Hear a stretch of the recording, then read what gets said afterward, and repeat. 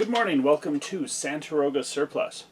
It's been a while since I've done a video, and a 5-second comment on the channel hiatus. Didn't know what I was going to do with the channel. There are things that I was doing in the past that I just don't feel like work well on video, and there are things that I want to talk about that I was resisting because I didn't think it was the purpose of the video, the channel. So, oh well. Just suck it up and deal with who I am and how I am right now. This is a 6-hour P365. It's a kind of a wonderful little gun, and I had one earlier. So throughout much of 2019, I actually had one, shot one. I had no problems with it. I traded it off in favor of a different handgun with the thought that the other handgun style, the system, would be better for me and my family. And I really changed my mind about that. So I struggled with the 6 hours, the modern ones, like the 365 and the 320 series, because they are striker fired, generally no safety. There are safety models, but they're very difficult to get, and I'll get to that in a moment. And polymer. And these are three things that I just don't care for in general. Polymers tend to have they have some issues with heat, high heat, and out here you can literally melt, soften some plastics just if you leave them out in the sun. And I don't know how well they hold up over long periods of time, like 60 years, 70 years. And it's very difficult for me to trust that in 60 or 70 years you're going to be able to just go out and buy the new Wonder Pistol. Like, longevity matters, and I don't know how much that matters. But I have firearms that are over 100 years old that are perfectly carryable, and I kind of value that. I look at some of the Soviet pistols that I've bought surplus and their construction, and I think, yes, you can make this work if you have to fight a insurrection after it's been buried for 60 years. That's a good thing, and I just don't know with the polymers.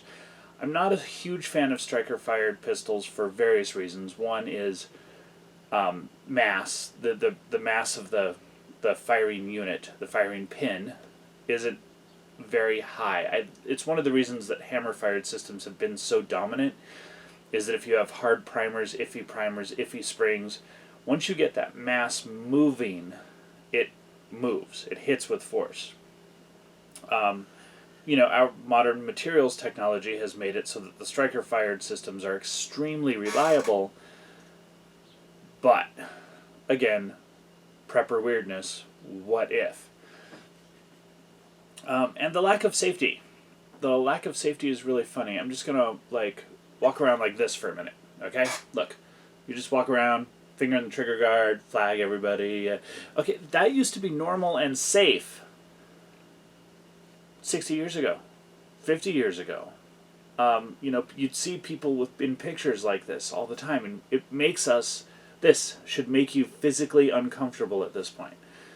It should, okay? Just like this should make you physically uncomfortable.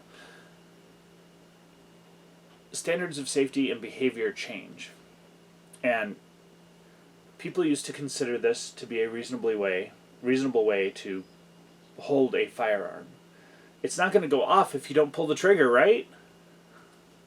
Well, now we have this idea that you're not supposed to have a safety because it won't go off if you don't pull the trigger, right? Just think about it for a minute. It's very possible that in a couple of decades people are going to look at you a little funny, walking around with a pistol in a holster, like a concealed carry holster, pointing at your penis, with no safety and nothing except, don't pull the trigger if you don't want it to shoot. Just think it through. I know what the doctrine is right now, and this is really hard in the gun community because everyone is very much about the doctrine, the way. But think beyond the doctrine a little bit and think. There's a perspective where this is pretty silly. Now, you can't get these with a manual safety at any store anywhere right now because it's summer in 2020 and the world is fucking crazy, okay? There, I said fuck and I tried to avoid saying dick and said penis instead. I guess I'm just gonna cuss, right? I was lucky to find this one as a replacement at a local big box store. Not local, regional big box store. You know, it's 130 miles away. Shields. And it was really amusing how I bought this because the price was right, okay? I don't like big box stores in general, and quite often their markups are insane, but for whatever reason, Shields had 4 365s in the case. 2 nitrons, $4.99 each. 1 stainless steel slide, $5.19, and an SAS for $5.89. Basically, $5.89? Yeah, I think so. I didn't look at it too much, except when the salesman tried to push me on it, into it.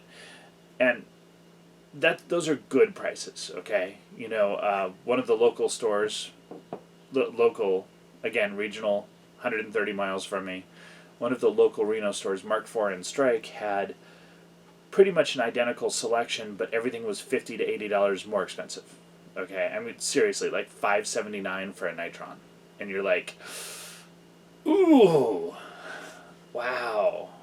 That's not quite cheaper than dirt price scalping levels, but it's pretty close, man. You know, and then there's another store that had a reasonable price, but they didn't have any 365s in. They did get XLs in later, a couple weeks later, and I have one of those. Very helpful store. So I went to the big box and I bought this, and there's no safety models that I can find anywhere in the universe, like anywhere within 500 miles of me, which again isn't saying much because, you know, Salt Lake is a little bit outside of the range and another state.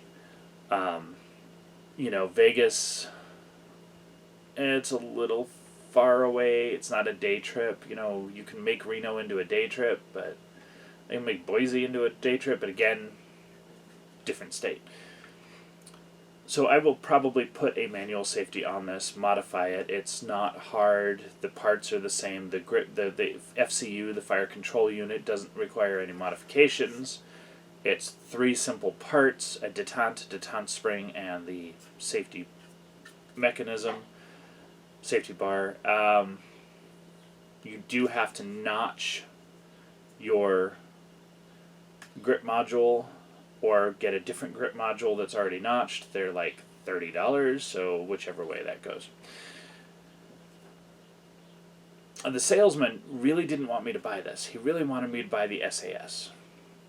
And I'm usually a bit of a bastard about this stuff when some guy in a gun store tries to treat me like a 21-year-old female who's never fired anything but her daddy's old 22 converted 45.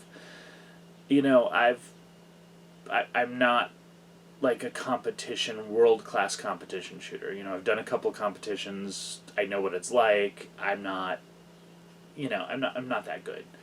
I run a plate rack for practice a couple times a week, whatever. This guy, I pointed out that I don't like the sights on the SAS. I don't want to learn a new sighting system with a dot that doesn't show up until you're lined up in a green circle. Like, I really don't like the SAS system.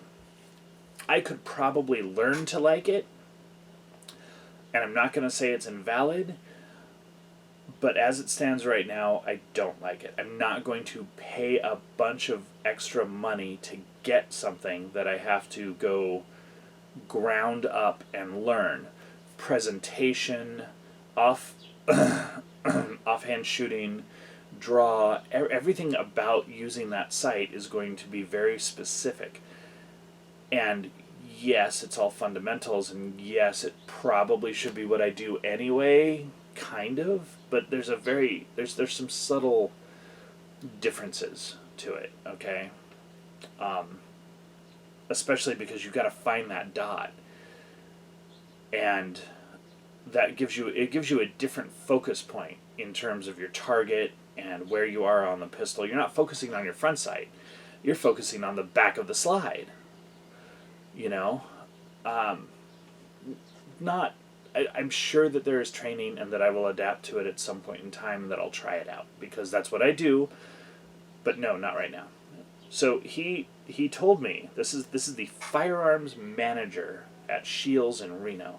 He told me that it doesn't matter because it's a 3-yard gun and you're going to just point shoot it anyway, and that the porting is the most important part because the recoil on these things is just unmanageable because they're so small and they're 9mm. He shot them a bunch. And he is so full of crap. So it wasn't my first 365, and I kind of shut up and went, yeah, okay, well, I kind of want the stainless steel because I'm thinking about milling for a red dot. And he just kind of shut up at that point. No, you don't need porting to be able to handle the 365. For whatever reason, with a lot of Sig Sauer products, they shoot softer than you'd expect. You know, I've had a 229 in 40 that shoots softer than most contemporary, so prior to the last 2 years, 9mm. I mean, yeah, I would rather shoot a 229 in 40 than a Glock 19. In general, yeah, more comfortable.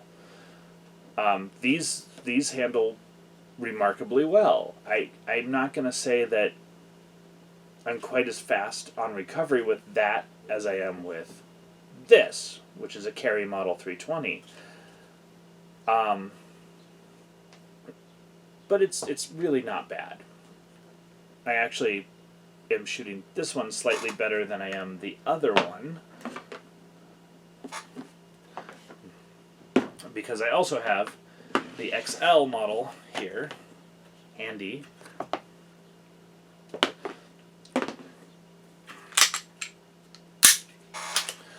And I don't know if it's the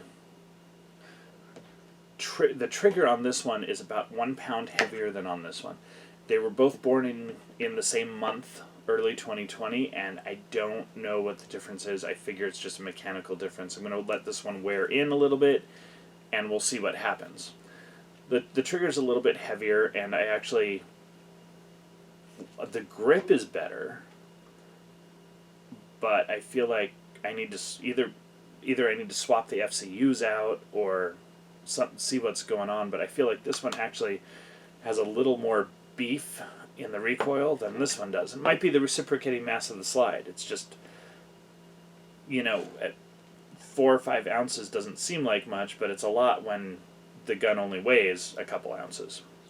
Anyway, the firearms manager at the Shields in Reno was hilariously misinformed about the 365, and I wouldn't even deal with the store. Like, there's nothing there that's priced reasonably, except that they did have the right price on the 365, so there you go. They used to be a good place to get used firearms prior to the panic, but prior to about 1.5 years ago when they changed management and everything went bad. And up until the panic, they had an overstock. They were getting a little ridiculous on how much they had in used guns because the prices were bad and the sales were bad. Anyway, back to the SIG itself. I find these to be very easy to shoot, and my concerns about the polymer and the striker aside, I think that they're winners. I mentioned on Chris's channel, Lucky Gunner, that I think that the XL makes a case for a new style of service pistol, and a lot of people gave me a little bit of grief over that. I think I replied under my personal account, not under my Santaroga Surplus account, so don't try to search the comments. But I'll back that up in a moment, okay? I think that you can do a service pistol without going this large and larger. You know, and the carry slide with the full-size grip frame is actually what we're doing with the M18 now, but I'm not sure you need it that big, especially with the round counts we're getting. So this firearm works very well. If anyone wants one, grab them if they're available. Like if it's in the store and you see it and you can get it, just get it. Don't wait around right now because the world is crazy. I like the availability of parts. Excuse me for a moment. For those of you who are in the Freedom community, you might want to take a look at some parts websites. I can't tell you exactly which ones have what in stock right now, but it's a little easier to get 365 internal parts than it is 320 internal parts right now. And at some point in time, JSD is going to come back out with the FCU MUPs, the 80% that they do. Because this in here is the serialized component, the fire control unit, just like with the 320. And everything else you can make by, well, you can assemble, you can purchase. You know, you can get raw slides to mill at this point if you want to do full custom work. I expect the 365 aftermarket to get pretty decent, and the builder's marketplace to get pretty decent. Though, again, we're in the middle of a panic, and who knows when everything is going to happen. The 320, of course, SIG is going to be coming out with FCUs for sale, so the rest of the parts should get better. Right now, the problem with building 320s as a 80 is actually finding all of the fire control group parts that go in the FCU, the fire control unit, the serialized portion. So, I love these little things. I'm going to do a quick comparison for you. This is a P64. This is a training model. That's why it's painted with red. It has a cutout here. You can't actually use it, but it's still listed as a firearm according to the ATF because the receiver is still fixable, usable. This weighs more by about like half an ounce than this. Okay? They're really roughly equivalent. Like the big thing that the P64 still has is it's just a little narrower, just a little flatter. It's a tiny bit shorter in the grip. And that's your concealability area there, is that, okay? So, this was considered a service pistol. It's really not that much different from the Makarov, which was considered a service pistol. You know, and people will say, I had someone comment that this was a compromise. It was a compromise because the police needed a concealable pistol and the military needed a military pistol, and they were forced to do 9mm Makarov, and you know, this is a service pistol. It's a service pistol for a group of people who realize that a service pistol isn't actually usually your primary weapon. This isn't designed to replace an AKM. It's a service pistol. You know, if you're running and gunning with a pistol because you're in some sort of special operations role, well, then you had Stechkins and PM63s and all sorts of other stuff. But this is actually a pretty decent handgun, and it's one of the reasons why I was resistant to moving to the 365 for so long. Is at one point these were cheap, and they're steel, and they're solid, and they're beaters, and they have a 6+1 capacity, which everyone thinks is horrible, but if you look at a lot of the subcompacts right now that people are carrying, they're like 6 or 7+1, so whatever. This is the same size as this. This holds 12+1 in its standard configuration, standard capacity. Okay, a 15-round magazine adds a little less than an inch to the length. And if you want it smaller, you can actually put this grip frame on it and run the 10-round magazines, and it will be shorter than the P64. There's nothing here that can't handle a service pistol roll. Yes, the barrel length is a little bit on the short side for velocity if you're really trying to maximize 9mm performance. again, and the military just went to shorter slide versions of the 320 with the M18, so I'm not sure they care all that much. But this will fit, for whatever reason, the grip geometry on this, it fits big hands and small hands pretty well without having to interchange a bunch of stuff. It's modular. You can change grip frames if you wanted a bigger, different, beefier, whatever. If you wanted a grip frame with an integrated infrared and visible laser, you could build one. There's nothing you can't actually do with the grip frame being a modular component.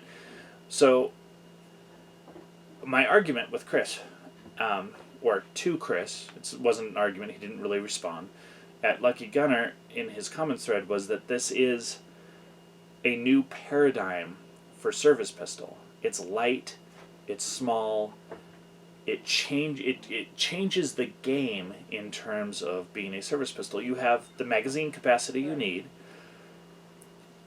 you have a very effective firearm. The X-ray sights are amazing, and then pop your red dot on it. If I ever get one shipped, because right now we're in the middle of a panic, and the one I ordered is like 5 weeks and waiting, then you've got that, and that's a game changer. I think that's going to become a default issue item at some point for some groups. Again, it's not something you have to give everybody because it's very modular, but I really can see some people going with that, military and police style.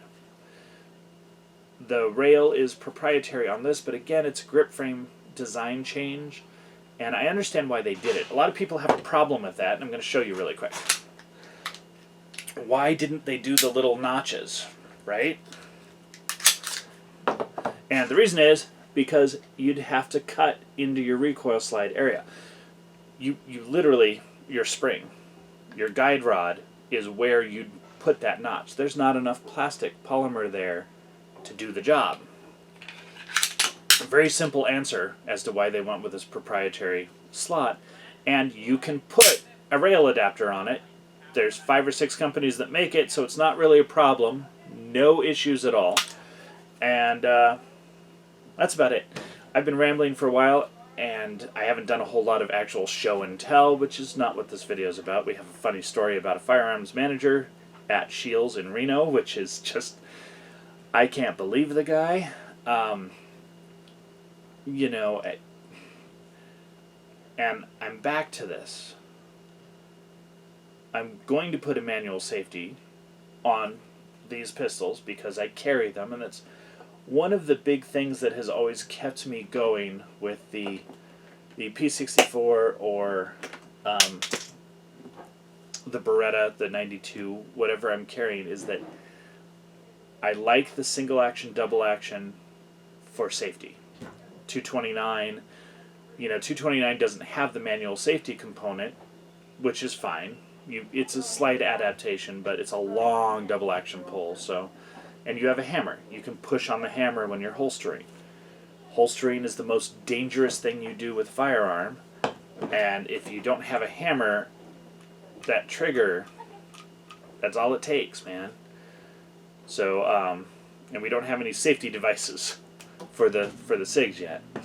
So, I'm adapting. I think manual safety will make me a lot happier, and I realize that is not the hotness in the doctrine right now, but I have physically seen people shoot themselves holstering, and I want to avoid that. Anyway, you guys have a good day. Grab a 365 if you can, and I'll get back to you with some range footage just so that you can have something to watch at work. Have a good one.